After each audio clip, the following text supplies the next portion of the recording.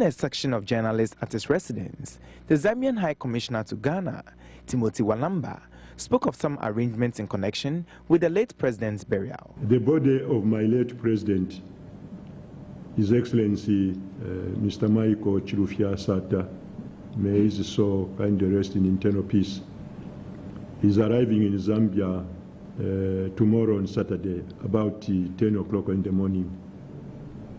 So Zambia has declared a national mourning from this last Wednesday up to when the burial will take place. The burial will be taking place on the 11th of this month of November. He also revealed that a commemorative event will be held in Ghana prior to President Sata's burial on November 11th. I am meeting all the Zambians this evening. They have telephoned me that they are coming to meet me.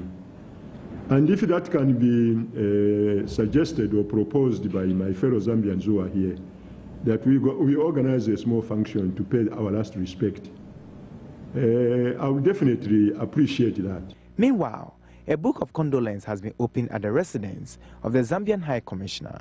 Vice Chairman of Dangote Cement Ghana, Tajudeen Sijuade, was the first to sign the book. Lord Coates reports for Joy News.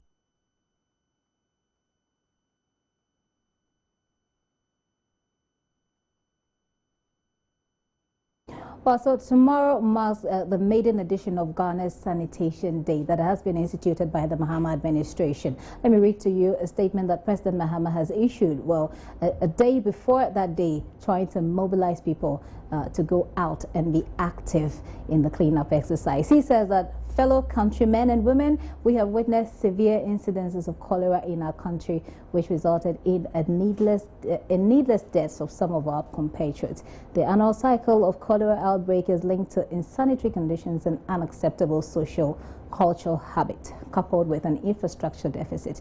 Now, these deaths are indeed painful and unacceptable.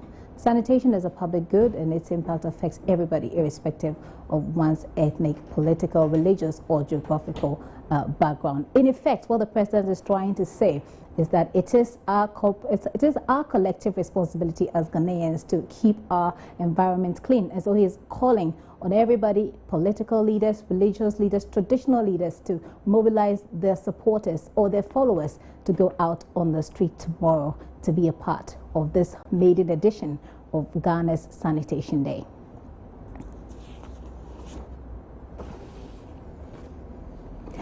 Well, the Ghana Health Service is to immunize about 5.7 million children across the country during the second phase of the National Immunization Program against polio. The exercise is to protect children from age 5 and below from polio. The first phase of the 2014 exercise, which began in September, saw some 6 million children being immunized against polio and other childhood killer diseases. The second phase is targeting about 5.7 million children across the country. Children aged 5 years and below will be given a dose of 2 drops of polio vaccines during the 3-day exercise. Health Minister Dr. Ajiman Mensah and a team of development partners monitored the first day of the exercise on Friday. Representative of the World Health Organization, Dr. Magda Rubalo, commended Ghana for its efforts to protect children from polio. As you know, the entire world is in a drive to eradicate poliomyelitis from the world.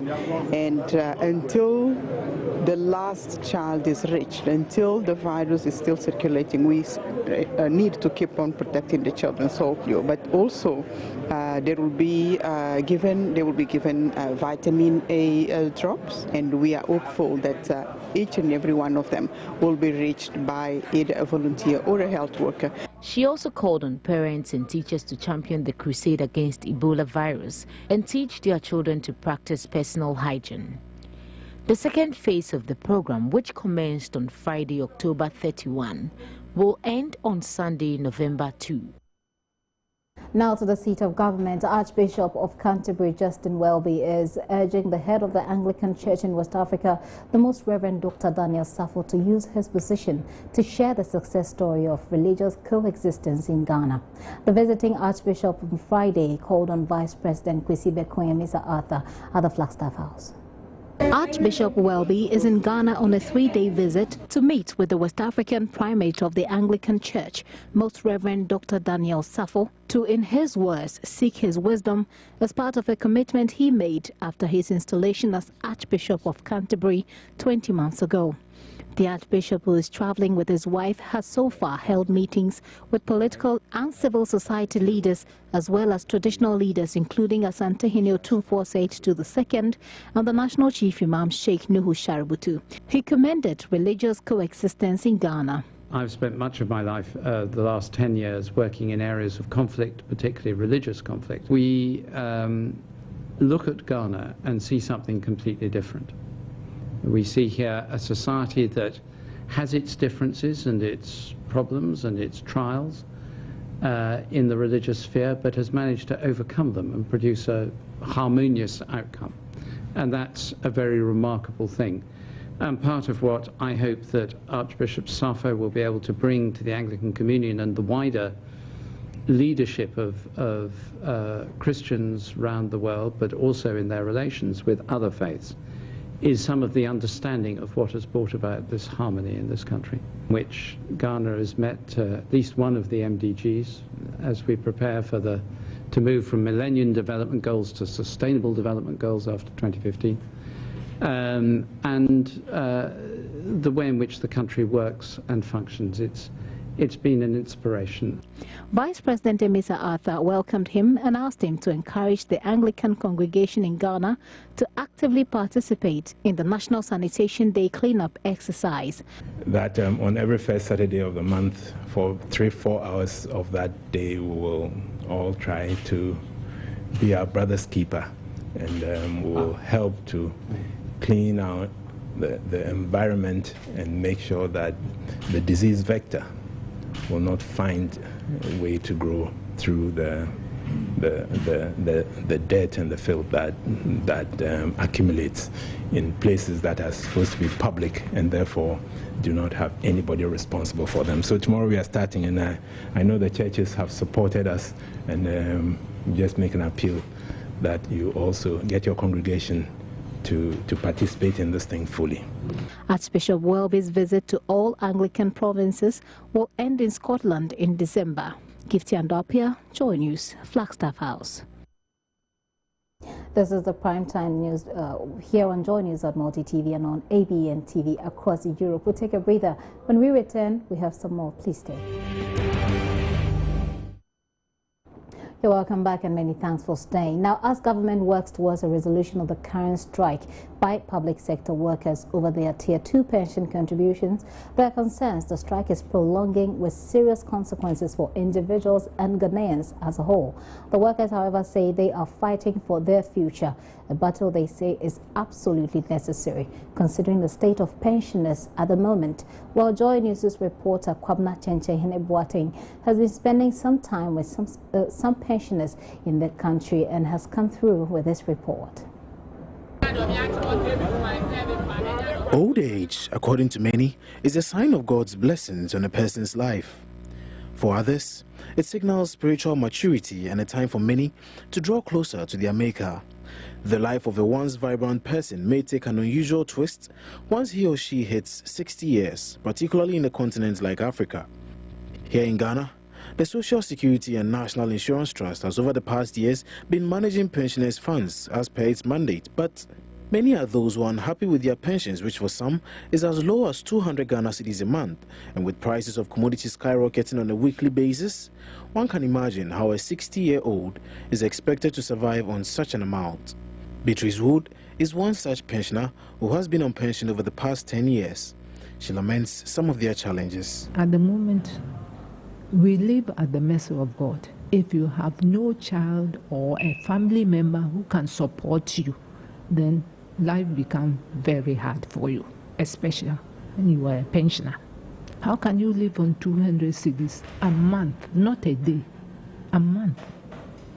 And older people are prone to sicknesses. When I was young, I seldom go to hospital, but now every month I must go for checkup. If you are not lucky to be a diabetic, hypertension and all these things, then you are doomed. Because the money collected will all go into drugs. Emmanuel Ni Kojo Ama worked with the now defunct Black Star Line for 30 years.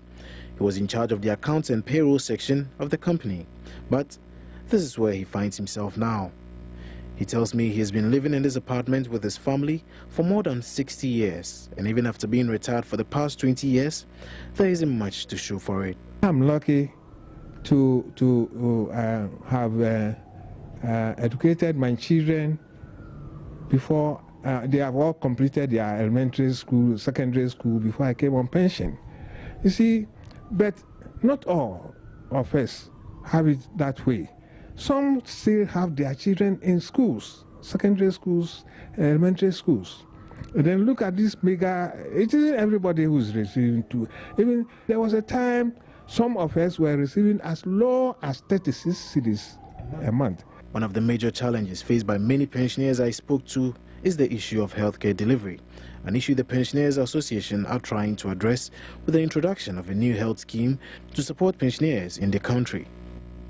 Edward Ameibo is the General Secretary of the National Pensioners Association. Diseases of old age are, I'm not saying that they are not covered, but they are not covered adequately under the National Health Insurance. So what we have done here in the National Pensioners Association, we want everybody, we are collecting money from each one of us so that we will be able to top up where National Health Insurance stops. Members of our association, 4 cedis, not 400 cedis, 4 cedis, yeah, that is 13 pesos a day towards a fund which will support you when you go to the hospital. So you pay, it's a top-up to whatever SNIT will give you. We'll give you our card, and then you go with also your SNIT card. So when you are accessing the healthcare, wherever NHIS stops, then we take over.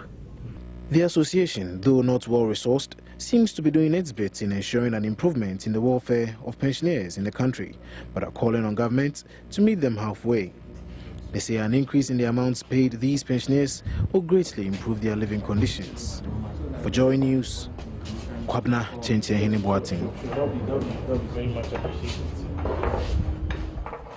The Chinese government has presented personal protective equipment and other supplies aimed at combating Ebola to the Ministry of Health. The initiative forms part of the Chinese government assistance to West African countries who are at risk of being hit by the deadly viral disease. On the risk of being hit by Ebola. The Chinese ambassador made this known at a short presentation ceremony in Accra. God bless you. Since the outbreak of Ebola, China has organized a number of chartered flights to send in emergency relief items to the affected countries. But this is the first time we use a chartered flight to send in the materials aid to non-affected countries. That totals 250 million yuan renminbi to not only affected countries, but also relevant African countries and international organizations. Since the very beginning of the outbreak of Ebola, Ghana has played a leading and exemplary role in assisting its neighbors in fighting against Ebola.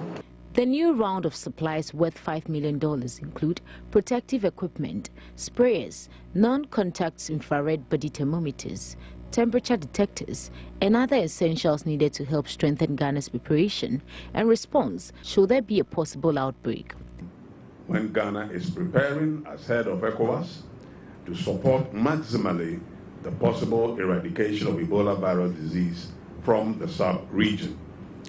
This donation will go a long way to give impetus, motivation, and assurance of the highest available protection to the health workers who have sacrificed to be trained to be the frontliners to interventions against Ebola.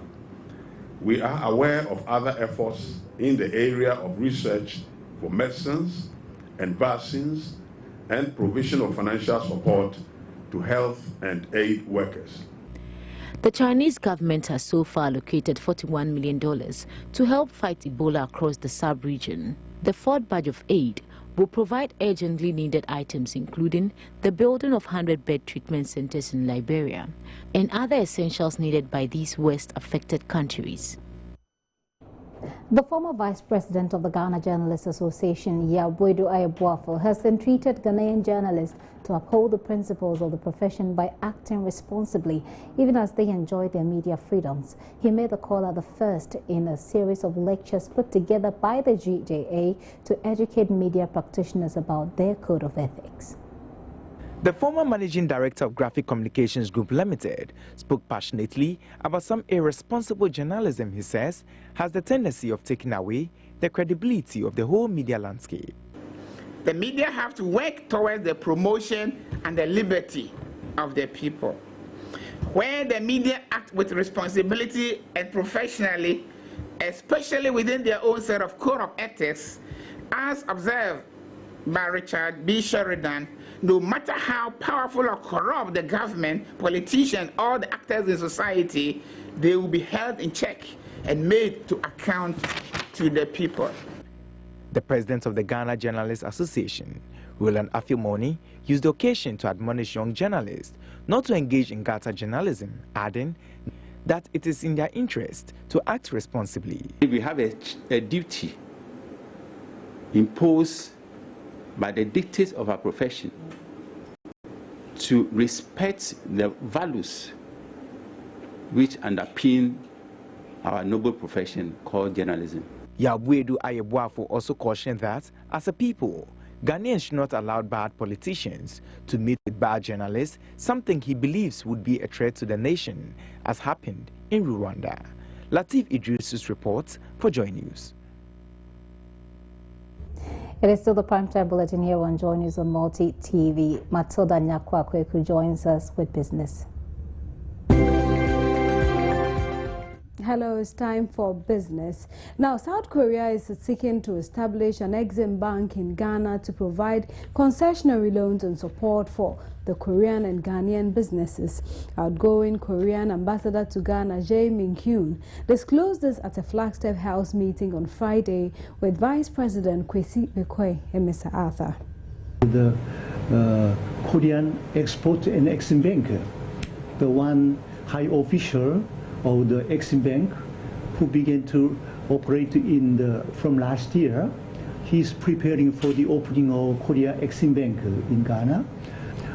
I'd like to ask Your Excellencies the interest and support to our Exim Bank and Koika. Jae Min-kyun was quoting the interest of Vice President Mr. Arthur to the idea of the Exim Bank's establishment, saying he has been on a personal campaign to attract more Korean investment into indigenous Ghanaian industries.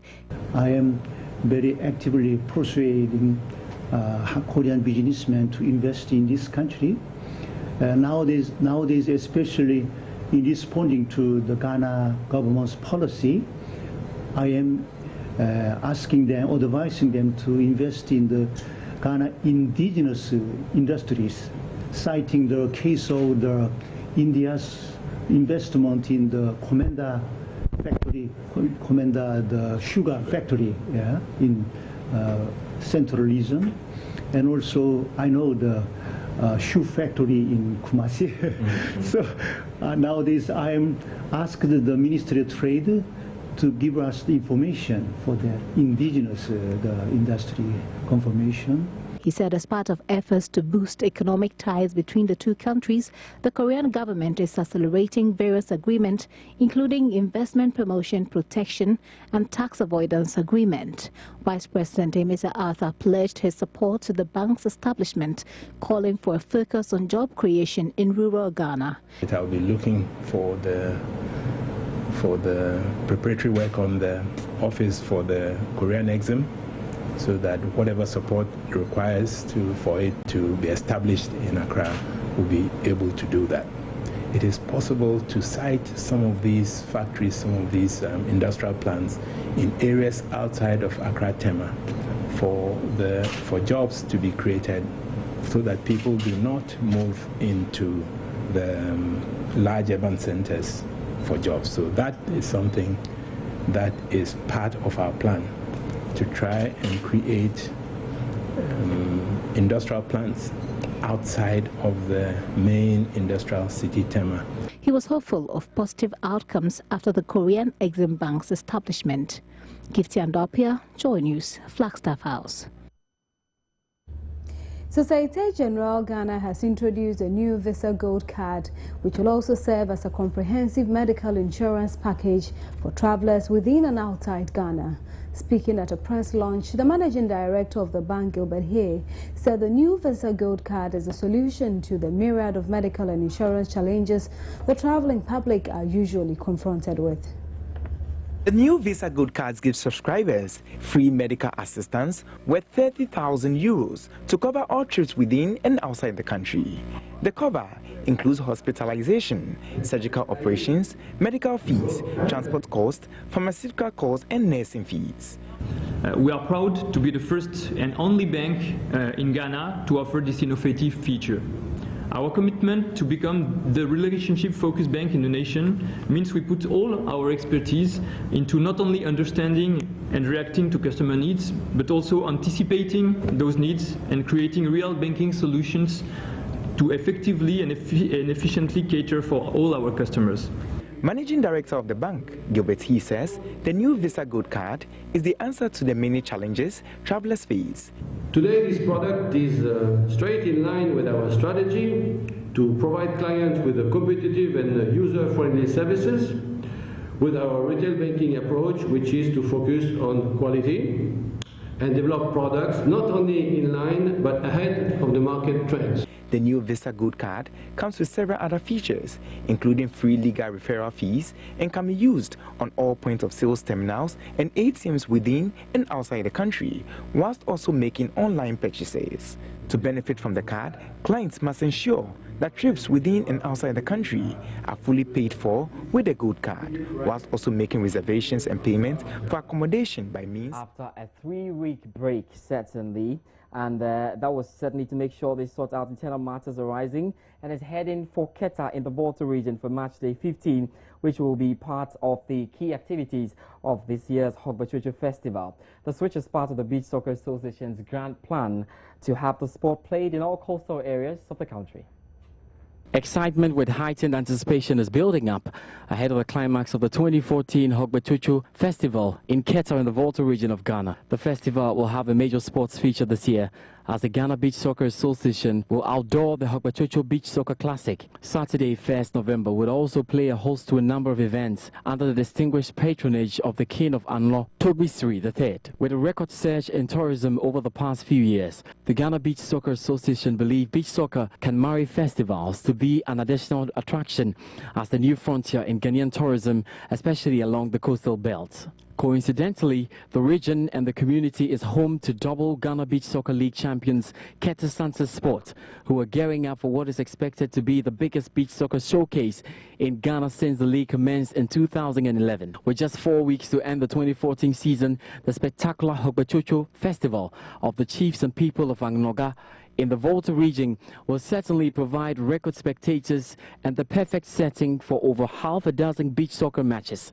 With local entertainment to match the white sandy beaches, live band music, acrobatic displays and cultural dances, the beach soccer teams hope to leave a positive, indelible impression on the tens of thousands expected to attend. Other distinguished guests expected to grace the festival include the MCE of Keta, MP of Anlo, Honorable Clement Humado, MP of Keta, Honorable Richard Kwashiga, and President of the Volta Foundation, Dumega Raymond Okujeto, amongst others. The 2014 Ghana Beach Soccer League is expected to come to a close on Saturday, November 29 at the La Beach Soccer Arena in Accra. Let's do some golf now, and Primeval Media Ghana Limited has launched the second Ghana Golf Awards, aimed at honoring 30 deserving personalities and companies for supporting the growth and development of the game in the country. The awards ceremony will come off on December 13, 2014. Some of the categories for which honors will be presented include Amateur Golf of the Year, Most Improved Golfer, and Golf Manager of the Year. Jeffrey Asari is Communications Director of Primeval Consult. Well, this particular one of the things that we realized is that the last award, yes, the place was packed this time around. That's why we've actually changed the venue. The venue is bigger and better in terms of quality, the environment, big ambience. This one is the Unique Flora Gardens. It's very big and better. And also the categories have also been increased. This particular categories have been increased. This one, last year, Sam Jonah was there, he was on the chair. This time around, he is going to chair it. And this time around, what you expect is that there's one of the finest, if not the finest, highlight musician is going to be there in like Amachidede. Is going to perform. So that's a better improvement. And you expect that organization is going to be top class. Our own golf, the Monarch captains, the ones we already know who are here very popular. The likes of, you'll be amazed, I don't know whether you know whether Mr. Mwabin or UT Bank is a very seasoned golfer, Mr. Edu Car Bank. These are all, they might not be golf great, but they are people who are very high, really respected in our society. So they will all be there to great occasion. Osajifa Mwetia for Ipenyu will be there. He was there the last time and he will be there again. So for us, we have a lot of great personalities and celebrities that will be passing through.